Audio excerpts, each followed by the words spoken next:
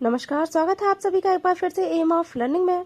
बच्चों, आज मैं हास्य बाल कवि सम्मेलनम पाठ का आपको अभ्यास प्रश्न कराऊंगी, यानी कि क्वेश्चंस और आंसर। तो चलिए शुरू करते हैं। यहाँ पहला प्रश्न है उच्चारणम कुरुत, यानी उच्चारण करिए। तो बच्चों, ये जो शब्द दिए गए हैं इन सभी का उच्चारण आप स्वयं करके देखेंगे। ठीक है, अब हम चलेंगे अपने दूसरे प्रश्न की तरफ। दूसरा प्रश्न है मंजूषातः अव्यय पदानि चित्वा वाक्यानि पूरयत, यानी मंजूषा से, यानी ये बॉक्स दिया गया है, इसमें से आपको शब्दों को चुनना है, अव्यय शब्दों को। ठीक है, और ये जो नीचे वाक्य दिए गए हैं इनको पूरा करना है।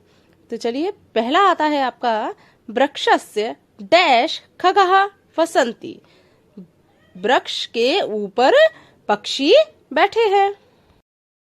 दूसरा है बच्चों डैश विवादेन, विवादेन माने होता है विवाद, यहाँ पर आएगा अलम, यानी कि बस। ठीक है, विवाद बस करो। अगला है ग वर्षा काले ग्रहात डैश माँ गच्छम, तो डैश की जगह क्या आएगा बच्चों? वही, यानी वर्षा काल में घर से बाहर मत जाओ। मंचस्य डैश श्रोतारः उपविष्टा संति, तो मंच के ऊपर, सॉरी, मंच के नीचे श्रोता बैठे हुए हैं। छात्रः विद्यालयस्य डैश प्रविशति, यानी इसमें क्या आएगा बच्चों? इसमें आएगा आपका अंतः, यानी छात्रा विद्यालय के अंदर प्रवेश करते हैं। तो यह फिल इन द ब्लैंक्स आपके फिनिश होते हैं। अब अगला प्रश्न है, तीसरा प्रश्न है आपका अशुद्धम पदम चिनुत, यानी कि ये जो पद दे दिए गए हैं आपको, उनमें से आपको एक सही शब्द चुन करके लिखना है। तो पहला है आपका, इसमें 4 शब्द दिए गए हैं, गमंती, यच्छन्ति, प्रच्छन्ति और धावन्ति। यहाँ पर आपका गलत शब्द है गमंती, क्योंकि इसका सही शब्द होता है गच्छन्ति।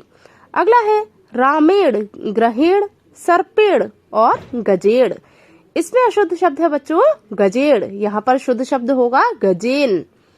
अगला है लतया, मातया, रमया, निशया, इसमें बच्चों आपका गलत शब्द है मातया, इसका शुद्ध शब्द होगा मात्रः। नेक्स्ट है लते, रमे, माते, प्रिय, इसमें आपका गलत शब्द है माते। नेक्स्ट है लिखति, गर्जति, फलति और सेवती, इसमें बच्चों अशुद्ध शब्द है सेवती।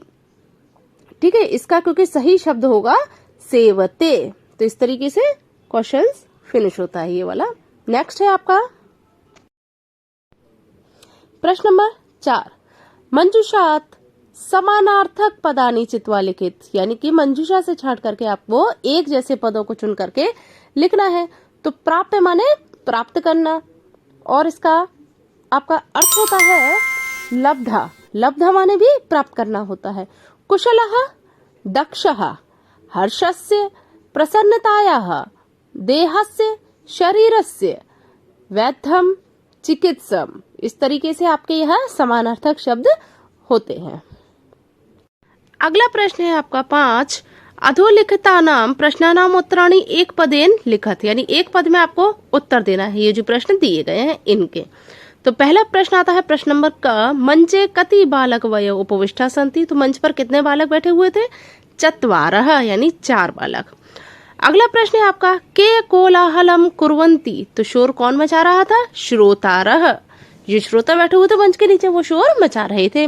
अगला प्रश्न है गजाधरः किम उद्देश्य काव्यम प्रस्तौति, यानी गजाधर ने किसको उद्देश्य बना करके या करके अपना काव्य प्रस्तुत किया था? तो उसका उद्देश्य कौन था? आधुनिक वैद्यम, तो इसका उत्तर हुआ आधुनिक चिकित्सक। ठीक है, अगला प्रश्न आता है प्रश्न नंबर घ, तुंदिलः कस्य ऊपरी हस्तम आवर्तयति, तुंदिल किसके ऊपर हाथ फेरता हुआ आता है? तो इसका उत्तर है तुंदस्य, यानी अपनी तोंद के ऊपर। ठीक है, अगला प्रश्न है आपका प्रश्न नंबर ड, लोके पुनः पुनः कानि भवन्ति, लोक में पुनः पुनः क्या होता है या क्या मिलता है? लोके पुनः पुनः शरीराणि भवन्ति, यानी लोक में, संसार में पुनः पुनः शरीर मिल जाता है। अगला प्रश्न है प्रश्न नंबर च, किम कृत्वा घृतम पिबेत, क्या करके घी पीना चाहिए? तो इसका उत्तर है श्रम कृत्वा यानी श्रम करके आपको घी पीना चाहिए। श्रम कृत्वा घृतम पिबेत। इसी प्रकार बच्चों आपके क्वेश्चन आंसर्स कंप्लीट होते हैं।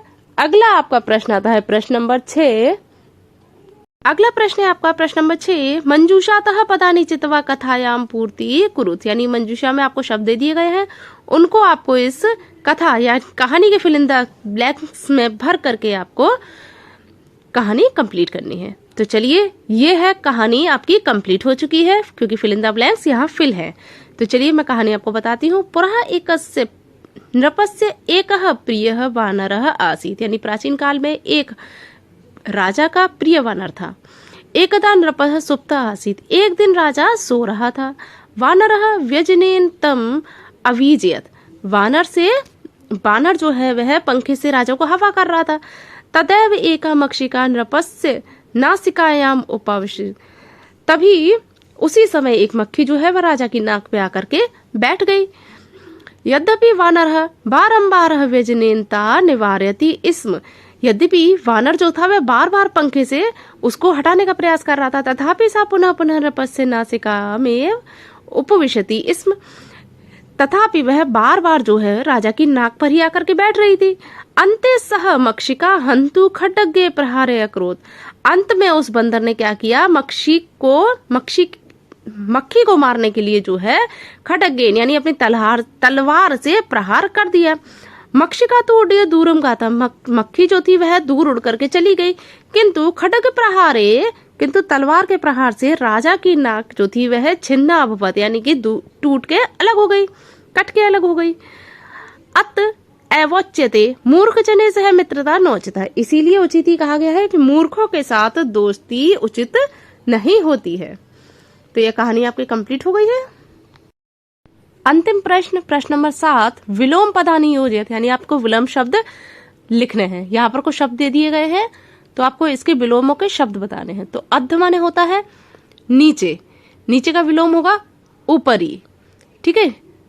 और अगला आता है आपका अंतः। अंतः का विलोम होगा वही यानी बाहर। दुर्बुद्धि का सुबुद्धि, उच्चे का ऊंचा और नीचे का नीचा, दुर्लभम का बहुत ही मुश्किल और सुलभम का बहुत आसान। तो बच्चों यहीं पर आपका यह पाठ समाप्त होता है। मुझे उम्मीद है आपको समझ में आया होगा। तो जाते जाते आप लोग लाइक करते जाइएगा और शेयर भी कीजिएगा जिसके कि यह चैप्टर और भी कई लोगों के पास पहुंच सके।